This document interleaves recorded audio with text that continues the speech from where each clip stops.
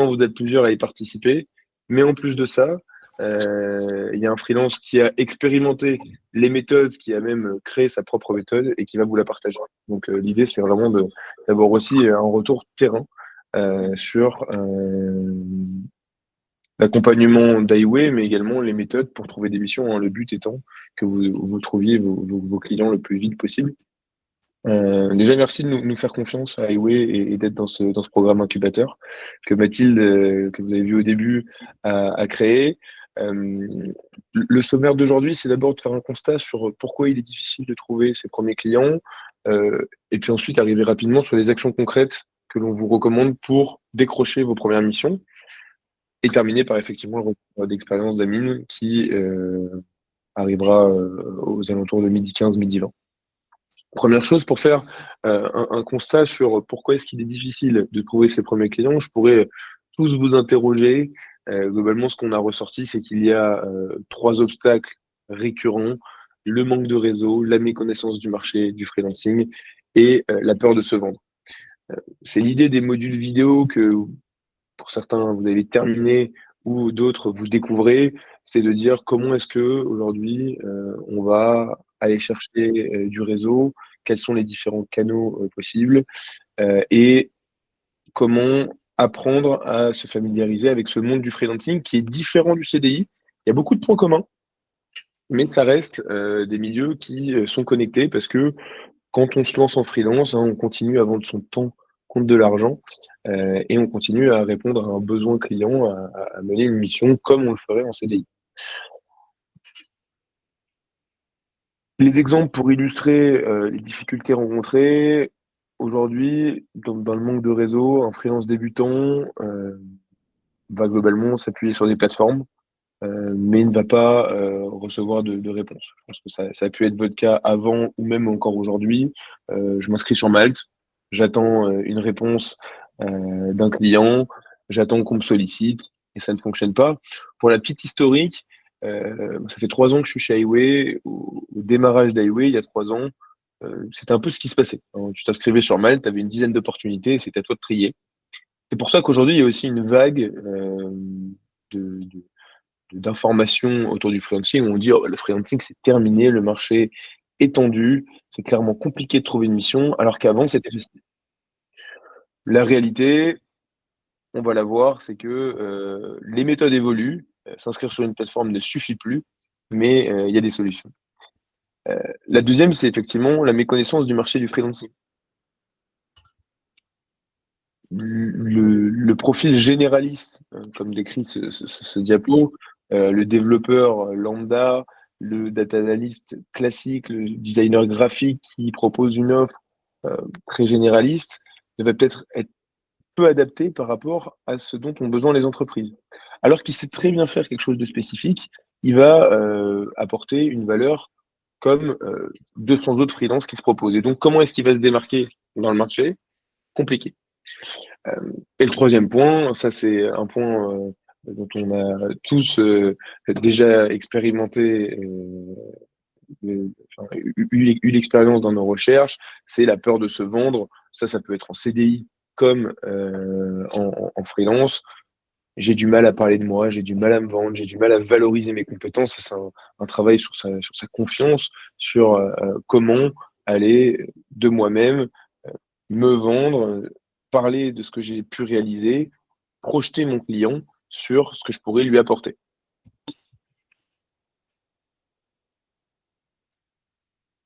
Action concrète pour décrocher ses premiers clients. Là, globalement, ce que vous allez ressortir de l'incubateur, encore une fois pour ceux qui ont terminé, pour ceux qui le découvrent, c'est qu'il faut s'appuyer sur trois grands piliers: le réseau euh, lié à des emailing et LinkedIn qui reste l'outil numéro un en termes de prospection. Donc, quand je veux prospecter, déjà j'active mon réseau, c'est un peu le rang 1, si on peut l'appeler comme ça, c'est de dire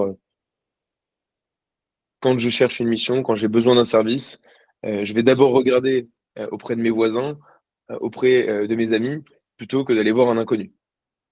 C'est la même chose dans le cadre du freelancing. Je vais d'abord aller voir mes anciens patrons, je vais d'abord aller voir des connaissances avec lesquelles j'ai travaillé, et mettre en place une prospection plutôt naturelle. Comment vas-tu? Je suis dans cette situation.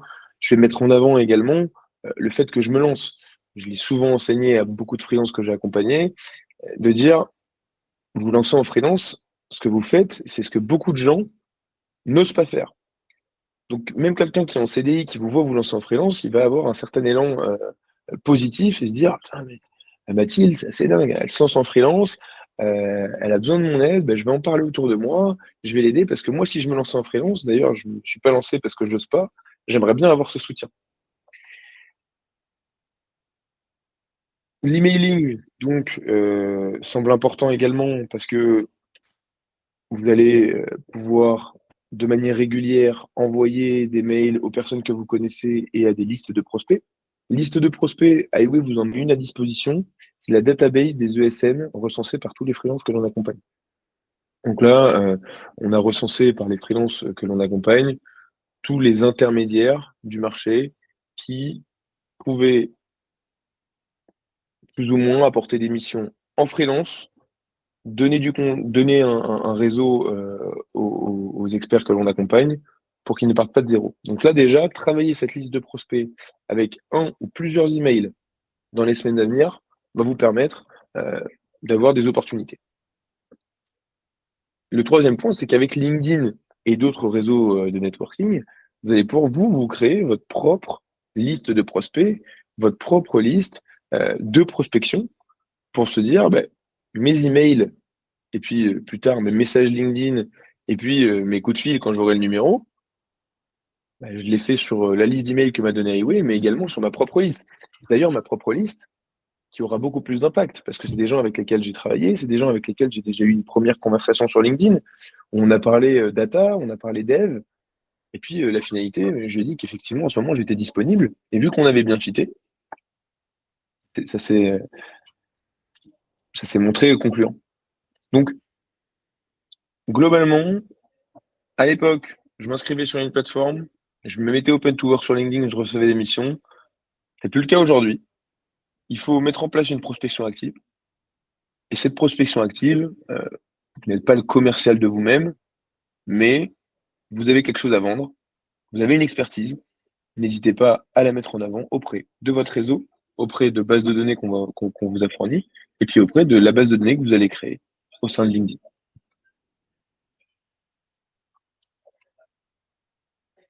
On a une approche double. Je vous présente dans un premier temps l'approche quantitative. C'est de dire, plus j'en fais, plus j'ai de chances d'avoir un retour. Ça, euh, c'est le premier point. Si je candidate 3 personnes par jour, j'ai peu de chances d'avoir un retour. Si je candidate 100 personnes par jour, j'ai beaucoup plus de chances d'en avoir.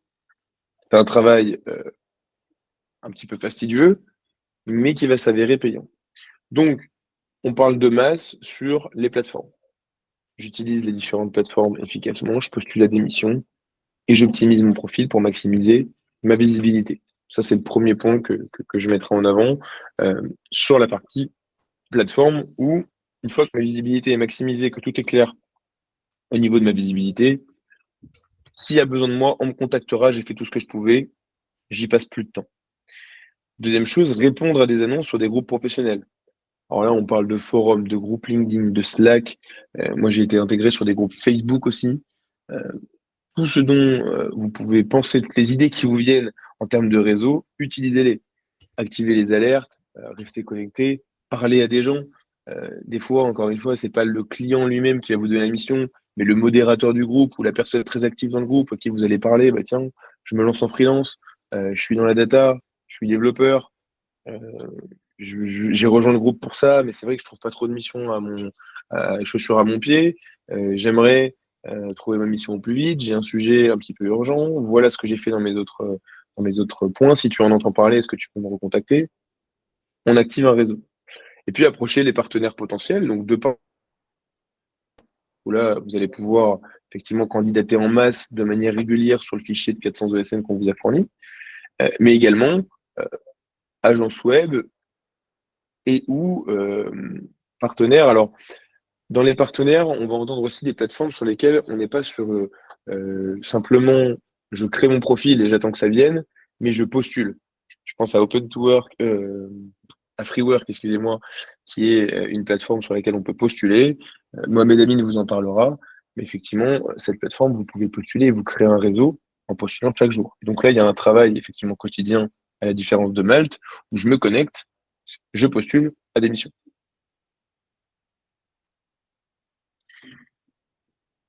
Je ne sais pas s'il est déjà arrivé, Mohamed Amin, ou pas, pour vous faire un récapitulatif de qui il est. Donc, data engineer, on s'est contacté il y a à peu près 4 mois et il est sur Paris. Il m'a contacté avec une expérience pas immense dans son domaine, 4 ans d'expérience environ, dont une petite partie en alternance et avec une volonté, ah ben le voilà, il se connecte. J'étais en train de te présenter, Mohamed Amin, avec une volonté de se lancer en freelance et une motivation que j'ai tout de suite détectée. Donc l'idée, c'était de déjà lui donner un petit peu les codes du freelancing et de lui dire qu'effectivement, avec cette expérience-là, euh, il fallait qu'il soit motivé à rechercher des missions et qu'il mette en place une vraie méthode de prospection. Est-ce que tu nous entends, Mohamed Amin? Yes. Yes, je vous entends. Bonjour à tous, vous m'entendez? Ouais, très bien, très bien. Mais j'étais rapidement en train de te présenter. Je te mets en tant que présentateur. On a globalement, pour te donner un peu le sommaire, partagé les différents obstacles, les différentes actions concrètes pour décrocher des clients, notamment via le réseau, les emailing et LinkedIn, la candidature en masse, donc plutôt le quantitatif. J'ai rapidement parlé du qualitatif, notre rencontre au mois de septembre, et je te laisse prendre le relais sur quel est ce que tu as mis en place, et je reviendrai peut-être sur des questions moi, au fur et à mesure, si jamais je vois qu'il y a des choses qui pourraient intéresser nos freelances présents. Et merci encore de ta participation. Ok, bah, parfait. Bah, je pense que tu peux passer à la slide suivante si tu as présenté déjà cette slide. Ouais, ok, parfait. Donc en termes de process, ma méthode, c'était essentiellement, je pense, peut-être commencer par le début. Au début, j'étais en CDI et je connaissais pas du tout le monde du freelancing et pour moi, c'était une prise de risque pas possible et j'ai beaucoup discuté avec des freelances qui étaient en poste à l'époque et notamment aussi Simon, grâce à une référence d'un ami, pour essayer de me rassurer et de m'expliquer un peu ce monde du freelancing.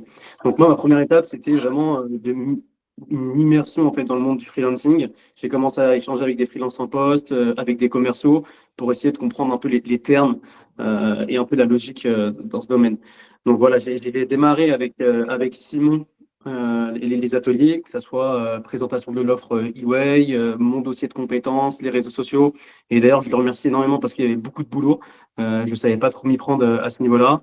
Et aussi une étape très très importante qui est la recherche de mon positionnement. J'ai passé énormément de temps sur des plateformes du type Freework, sur des offres d'emploi pour essayer justement de comprendre un peu les besoins du marché dans le domaine de la data, avoir un peu une idée du TJM moyen et de ce qu'on attendait d'un data engineer dans une entreprise. Donc, je dirais que cette étape de positionnement, c'était l'étape la plus importante pour la suite du process.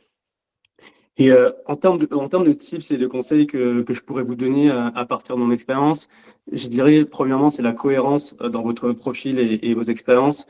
Typiquement, dans la manière où vous vous présentez sur votre CV ou sur LinkedIn, c'est hyper important d'avoir une harmonie. C'est-à-dire que si vous cherchez un taf de data engineer ou software engineer ou autre, bah, c'est important d'avoir toutes vos expériences. Vous dites que vous êtes data engineer, data engineer, data engineer, en citant tout ce que vous avez pu réaliser. Un deuxième tip, ce qui m'a énormément aidé, c'est de demander des reviews de mon profil LinkedIn ou mon dossier de compétences à Simon et à d'autres personnes. Ils sont là pour vous, donc n'hésitez pas à les solliciter. Euh, et en fait, pourquoi moi j'ai passé énormément de temps sur cette phase-là parce que c'est hyper important de savoir se positionner, que ce soit faire son CV, que ce soit faire ses réseaux. Parce qu'après, si vous partagez en masse des CV et votre profil LinkedIn qui n'a pas été optimisé à plusieurs entreprises, bah, ils verront qu'il y a des soucis, ils ne sont pas forcément convaincus et pour le coup, ça ne le fera pas. Donc, il faut passer du temps à vraiment chercher son positionnement et à travailler ses réseaux sociaux. Il y a un autre tips qui m'a été fait qui m'a été donné plutôt par Simon, qui est de demander des recommandations, d'avoir des recommandations. Donc, que ça soit de vos précédentes expériences, que ça soit de vos collègues, n'hésitez pas à les solliciter pour qu'ils puissent justement vous booster, que ce soit sur des plateformes comme LinkedIn ou Malte. Ça aide énormément et c'est un gage de confiance et de qualité. Et comme j'ai pu le dire, c'est vraiment travailler son personal branding, passer un peu de temps dessus. N'hésitez pas à demander des feedbacks pour pouvoir justement envoyer en masse par la suite vos candidatures. Moi, je suis vraiment dans une approche, je dirais, data-centric, où j'ai passé beaucoup de temps à regarder des sites, à regarder les offres d'emploi, à regarder ce qui est demandé. Je notais tout sur un Google Sheet, à regarder les TGM moyens, à poser plein de questions. Donc, je me suis beaucoup inspiré d'une personne qui s'appelle Mickaël El Ouzani sur YouTube. Vous avez le lien sur la slide. Et vraiment, il fait des vidéos de qualité où il présente vraiment son process de A à Z avec justement cette approche data-centric, je dirais. Est-ce que tu peux passer à la slide suivante? Merci. Donc, mon process, moi, je le caractériserais vraiment d'un point de vue outbound. Vous verrez que j'utilise vraiment des termes issus du monde sales et de la prospection. Parce que nous, les freelances, en fait, finalement, on devra faire de la vente pour trouver une mission et se mettre en avant. Donc, c'est hyper important d'avoir ce genre de mindset.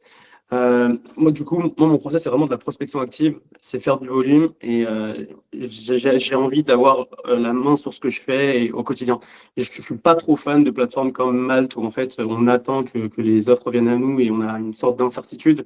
Moi, je suis plutôt dans une optique où j'ai envie d'avoir la main et l'ownership dans ce que je réalise au quotidien. Donc, ce que ça veut dire, c'est que chaque jour, j'envoie ce type de message.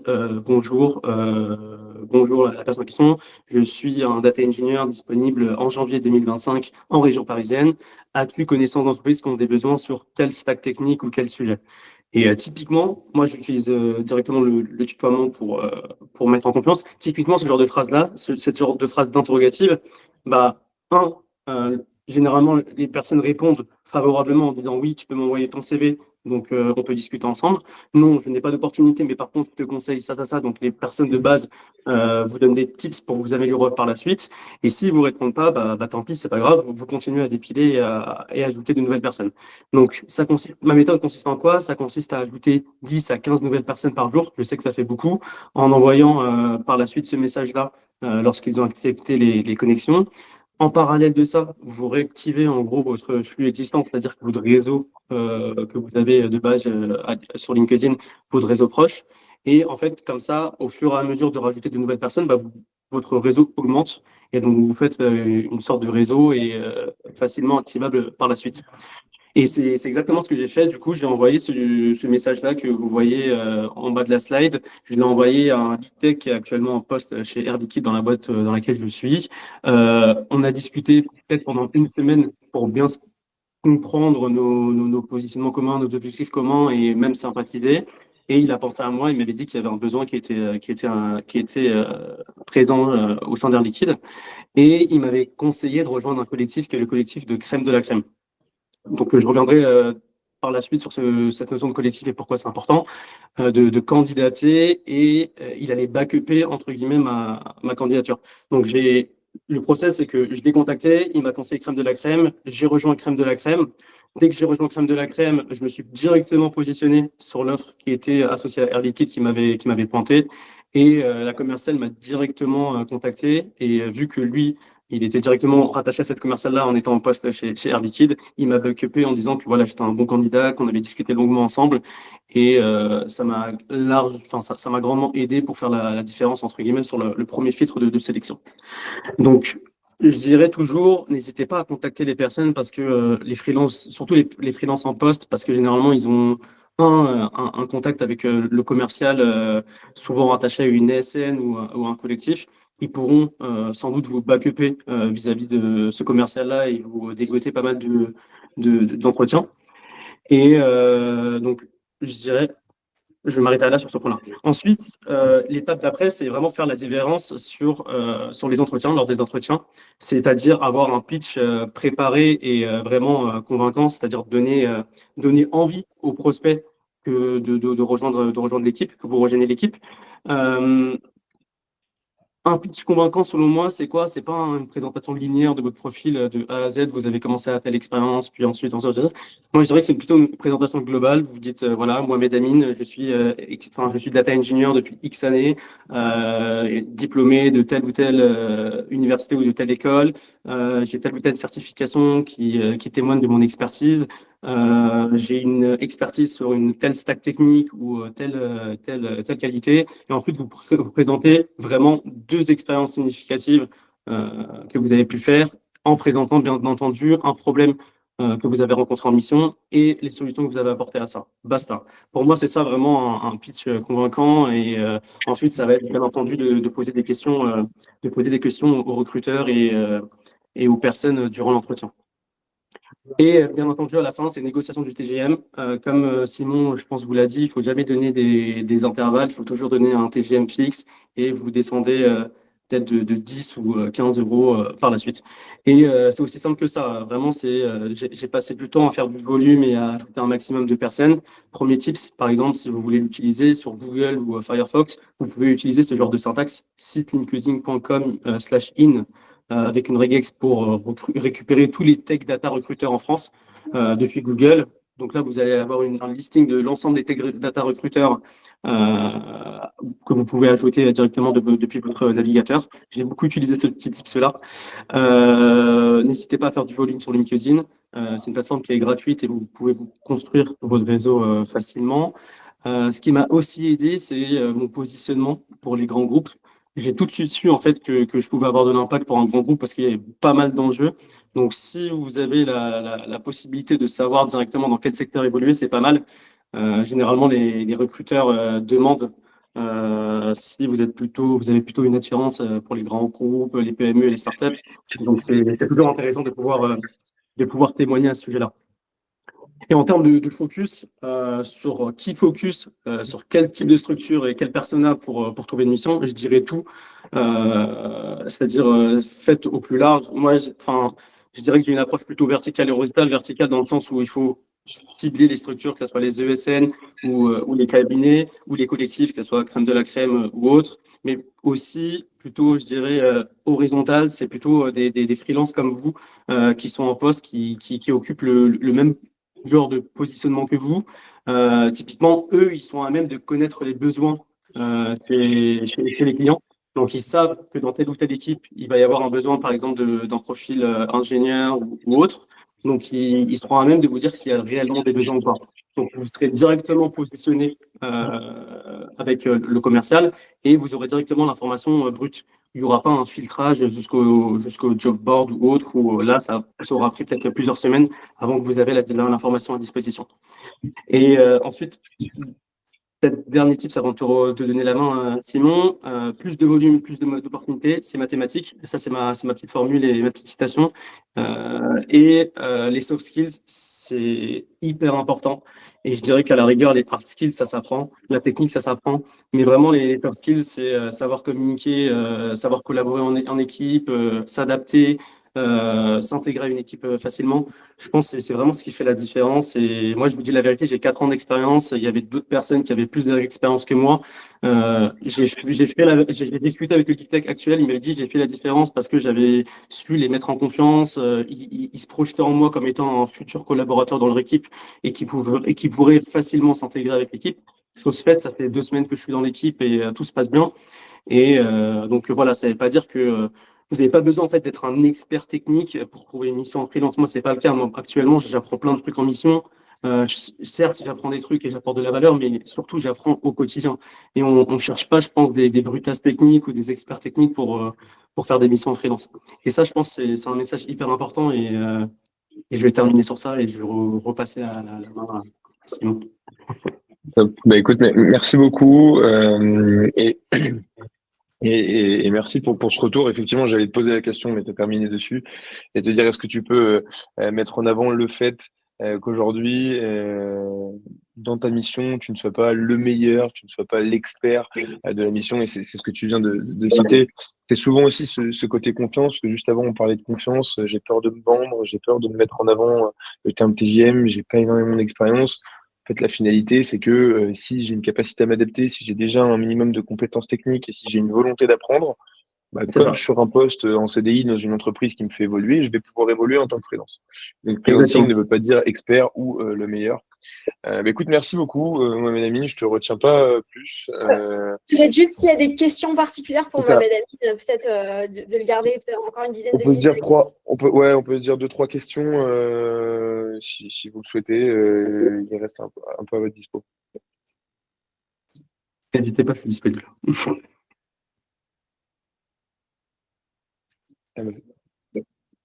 Alors, le type de règle, tu l'utilises comment? Bah, vous avez juste à copier-coller le site de point LinkedIn /in jusqu'à France. Je ne sais pas si tu peux le copier sur le chat de la con, Si, Simon, sans et vous le problème. rentrez vous le rentrez dans votre navigateur directement.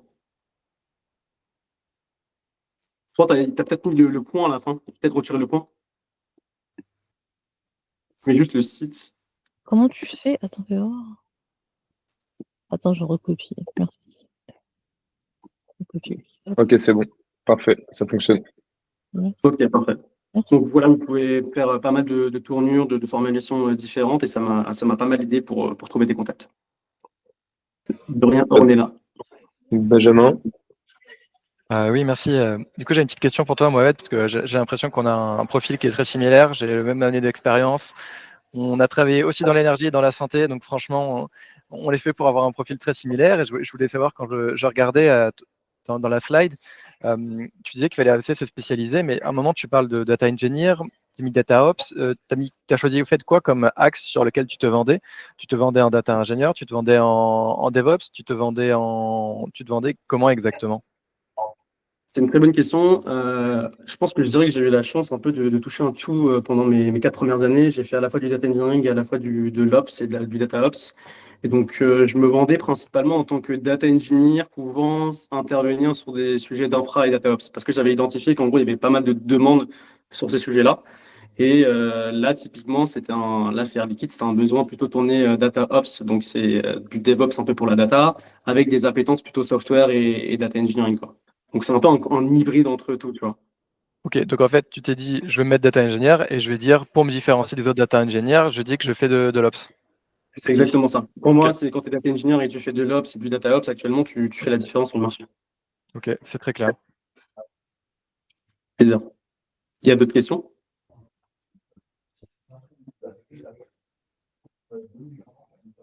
Eh ben, c'est parfait. À vous de jouer. Vous avez tous les tips. On va vous renvoyer peut-être un replay. Il sera disponible dans l'incubateur. Un petit point pour conclure, Mohamed, mais peut-être parler juste un point que tu n'as pas parlé. Sur la première slide, on a dit que tu avais mis à peu près un mois et demi à trouver. Ouais. Et on a eu pas mal d'échanges ensemble, quasiment tous les 15 jours. Et après, on écoutera ta question, Romain. Mais je sais qu'il y a eu des périodes où, malgré toute la bonne volonté que tu mettais, malgré toute la motivation, tu as eu des petites pertes d'énergie, peut-être de croyance, peut-être tu as des pertes de confiance en toi. Et ça aussi, peut-être, alors, toujours se raccrocher au process, hein, toujours se raccrocher au volume et dire, ben, je fais du volume, je continue à appliquer ma méthode, il faut y croire. Mais qu'est-ce que C'est tu ça. pourrais donner peut-être comme conseil dans ces périodes-là, quoi? Je dirais toujours avoir un mindset positif, être dans une mood positive. C'est vrai que c'est hyper ingrat comme chose, la prospection, de devoir trouver une première mission, de devoir trouver un client, et on peut rapidement tomber dans une bad mood, quoi. Donc je dirais, dans tout ce que vous faites, de manière générale dans votre vie, ayez toujours un mindset positif et une vision long terme. Moi, je pense qu'il a fait la différence, c'est que je me suis dit, bah, long terme, j'ai envie d'être freelance, j'ai envie d'être indépendant, j'ai envie de travailler à mon compte, j'ai envie de travailler sur des missions qui m'intéressent et de prendre mon destin en main, tu vois. Et en fait, cette vision long terme-là, ça m'a fait comprendre que, bah, ok, bah, si actuellement je souffre, fine, tu vois, on va accepter la souffrance et on va essayer d'avancer par la suite. Donc, je dirais, voilà, conseil, toujours adopter une approche positive des choses et une vision long terme, quoi. Ouais. Est-ce que Mohamed Amin, tu peux nous partager un peu la volumétrie donc tu parlais de un certain nombre de messages envoyés, dont un qui a abouti parce que voilà le bon contact, la bonne piste, mais est-ce que c'était 10 messages envoyés par jour? Est-ce que c'était 40 sur un mois et demi? Voilà, en termes de volumétrie, ce message que tu nous as montré, l'approche que tu mettais en place, tu y passais combien de temps? Et globalement, ça représente combien de messages en tant que tel? Alors, je passais au minima 1 heure à 1 heure et demie à prospecter chaque jour, en parallèle de mon activité de salarié auparavant. Ça me prenait pas mal de temps. Donc voilà, c'était un peu comme aller à la salle de sport, quoi. Je devais faire ma session de prospection. Et je dirais, oui, 10 à 15 nouveaux messages par jour sur LinkedIn. Ça représente peut-être... c'est vrai que le week-end, j'allais un peu plus franco parfois. Peut-être une centaine, peut-être aller entre 60 et 80 messages à la semaine. Des fois, j'avais aussi des time-out de LinkedIn. Ils me disaient, ouh là là, t'as envoyé trop de messages et il fallait que je me calme. Mais dans ce sens-là, je dirais, ouais, 60 à 80 messages et j'avais une réponse peut-être sur 60 ou 80 messages, j'avais 20 messages pour lesquels les personnes me répondaient. Et peut-être sur ces 20-là, il y avait peut-être 5 ou 6 réels prospects intéressants. Ouais. Donc, c'est pour ça que c'est une approche que je dirais qui cible du volume. C'est que plus vous faites du volume, plus vous avez votre probabilité de trouver un client et une mission, bah, elle augmente, quoi. C'est un peu une approche ingrate, mais qui a fonctionné pour moi. Et du coup, j'ai une petite question. Ça veut dire que toi, tu étais déjà en poste quand tu faisais la prospection. Et du coup, tu as prospecté avant, tu as fait ton préavis de 3 mois. Et après, tu as eu un mois et demi, du coup, pendant lesquels tu as continué à temps plein à chercher une mission, c'est ça? C'est ça, exactement. Ouais. C'est à la fin, toute fin, je me suis dit que j'aimerais bien préparer ma sortie correctement. Et donc, c'est exactement ça, ouais. En part-time. Mais du coup, tu as C'est ça. trouvé ta... Ok. Il était en poste, il était en préavis de rupture conventionnelle, il a trouvé sa mission, ça s'est enchaîné. Il a terminé son CDI, il a enchaîné sur une mission. C'est pendant son préavis qu'il a fait Ok. sa recherche. Il était pas sans, il a eu aucune période d'inactivité. Ok, ça marche. C'est Super. ça. Super. Merci. Romain, tu avais Merci. des questions plus pour l'atelier en général? Ah bah vas-y, tu les as écrites. Super. Faute de recommandations, on ne doit pas demander aux clients de mettre des recos partout. Et on peut centraliser un endroit genre LinkedIn. Le problème, une question. Le problème, c'est que Malte, on n'en a pas et on n'a pas bien positionné la recherche. Ben ça c'est tout ce que disait un peu Mohamed Amin sur le référencement Malte et sur le côté passif. C'est-à-dire qu'une fois que tu as optimisé ton profil et une fois que tu as mis toutes les informations nécessaires, tu peux plus faire grand-chose, surtout si tu n'as pas de recommandations sur Malte. C'est pour ça que il a notamment mis en place cette méthode LinkedIn qui est plutôt d'aller prospecter parce que bah, c'est gratuit et je peux avoir une action concrète plutôt que d'attendre et d'être passif.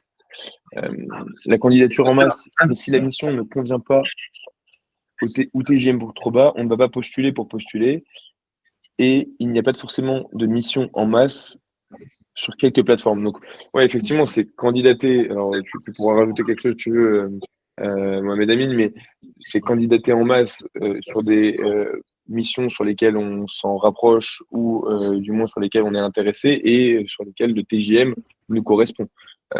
C'est pas candidater à n'importe quoi. Mais ça, je te laisse peut-être répondre, D'accord. Mohamed Amin, tu as plus d'expérience que moi là-dessus. Non, tout à fait, c'est deux approches différentes. Moi, au tout début, c'est vrai que je suis parti plutôt sur une approche en masse pour essayer de me constituer un réseau et augmenter mes chances d'avoir un contact. Mais avec du recul, c'est vrai que pouvoir cibler au préalable les personnes et les boîtes, ça peut être aussi une approche plus intéressante. Mais ça voudrait dire du coup passer plus de temps sur les plateformes à voir quelles sont les boîtes qui recrutent, à quel TGM. Donc ça, je ne sais pas trop si vous avez ce genre d'informations publiquement et facilement. Et c'est un peu pourquoi moi j'ai adopté cette approche-là, c'est que j'ai fait du volume et par la suite, ça m'a permis d'avoir des entretiens et de comprendre et de savoir les TGM par la suite. Et ça t'est arrivé de refuser une mission parce que TJM trop bas ou projet pas du tout Clairement, dans ton scope? clairement, oui, tout à fait. Je sais que voilà, j'ai été assez net à ce niveau-là. Et Et ça t'a pas voilà, porté préjudice, quoi. Ça t'a pas porté préjudice. T'as postulé, t'as fait l'entretien, ils t'ont proposé, et t'as dit bah non, ça m'intéresse pas ou non, c'est ça. c'est pas mon TJM, quoi. Exactement, ouais, c'est ça. Je les retrouve pas. Ok. Et je voudrais juste compléter ma question sur les recommandations, parce que sur une des premières slides, tu disais que du coup, on mettait pas assez bien en avant le profil parce qu'on n'avait pas forcément de recommandations. Et du coup, ma question, c'était, mais on ne va pas demander aux clients de les mettre partout. Moi, j'ai tout centralisé sur LinkedIn, donc je fais une stratégie LinkedIn, et ce qui est assez payant pour l'instant. Mais du coup, sur Malte, la contrepartie, c'est que vu que je n'ai pas de recommandations sur Malte et je n'ai pas demandé aux clients de les mettre là, dans les résultats de recherche, je ne monte pas assez forcément. Donc, ce que je veux dire, c'est que voilà, c'est un peu sûr. Tu as la possibilité sur Malte en fait d'insérer des fichiers. Je ne suis pas expert maintenant, mais à vérifier. Tu as la possibilité d'insérer, je crois, des slides, par exemple, pour mettre en gros les logos des boîtes qui t'ont fait confiance ou mettre des photos. Et je crois des photos là, tu peux même juste screen des recommandations LinkedIn et les mettre sur Malte. Je pense que ça peut faire l'affaire. Ah, top, c'est une bonne idée. Merci beaucoup. Avec plaisir, Romain. Je vais devenir coach UA bientôt là. C'est clair.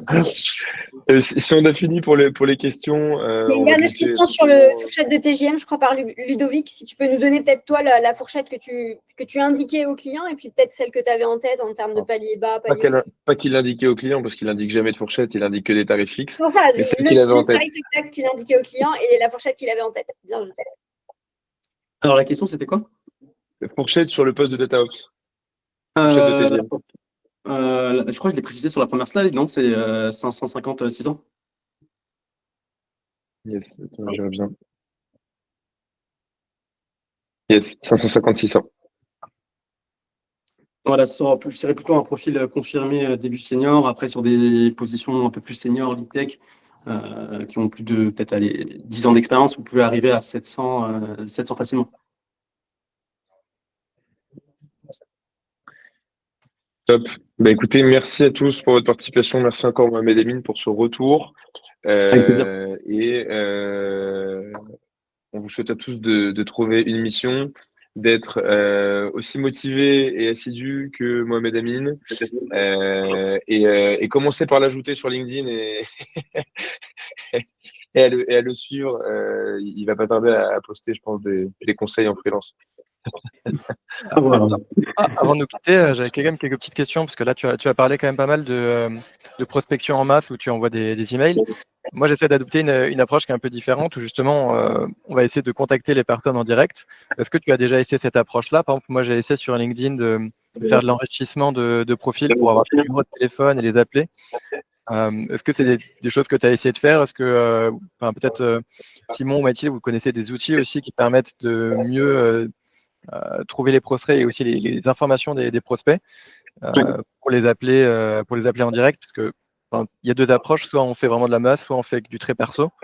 Et si on veut faire du perso, honnêtement, les emails, on n'a quasiment jamais de réponse. Donc, trouver des fois le numéro de téléphone, c'est 95% du boulot. Et si vous avez des tips pour aider à trouver ce numéro, je suis preneur.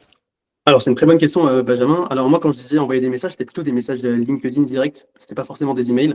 Parce qu'en gros, j'avais pas l'adresse email de base. Moi, je me concentrais vraiment sur la plateforme LinkedIn. Donc, c'est un contact direct. Et ensuite, sur la question d'utiliser des outils pour récupérer des 06, des emails et autres, pourquoi pas. Mais je trouve que c'est un peu compliqué. C'est souvent des outils avec des licences payantes. Je pense à des Lemlist ou autres. Donc, c'était pas forcément adapté à mon approche. Donc, moi, je voulais vraiment une approche qui me permettait d'être assez véloce, de faire des trucs assez simples, d'envoyer un message, de communiquer, de discuter.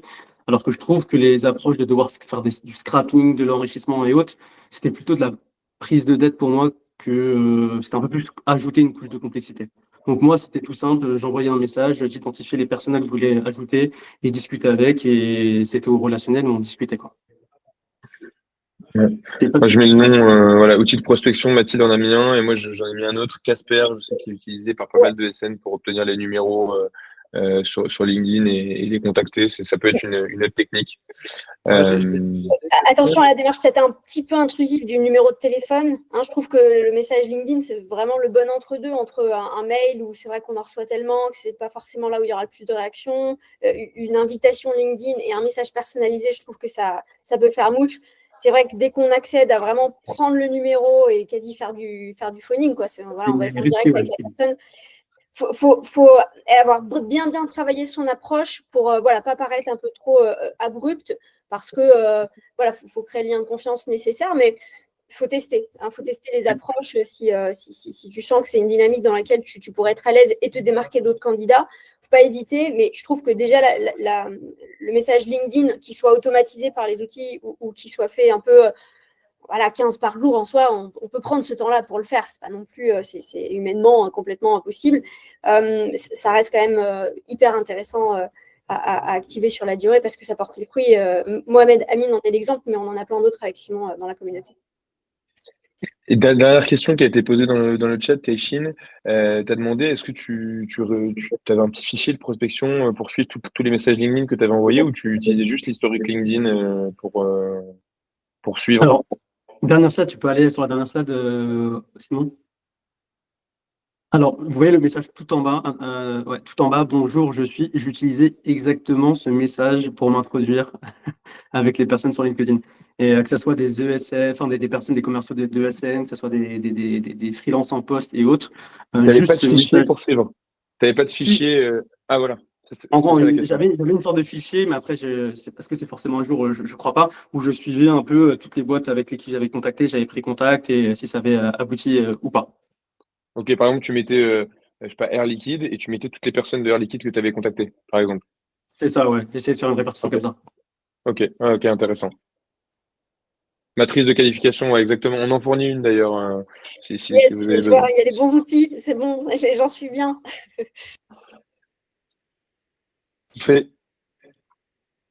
Est-ce qu'il y a d'autres questions? Parce que j'ai conclu un peu tôt tout à l'heure. Je pense qu'on est bon.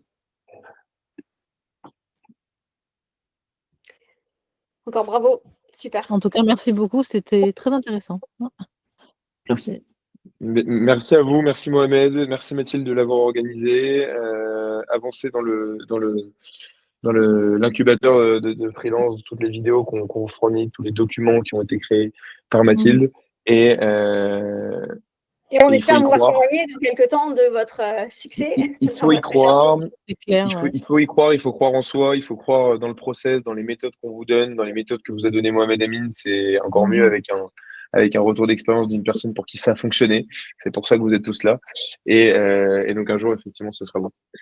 Merci à tous et bon appétit. Merci à vous. À bientôt. Au revoir. Merci, au revoir. Merci, au revoir.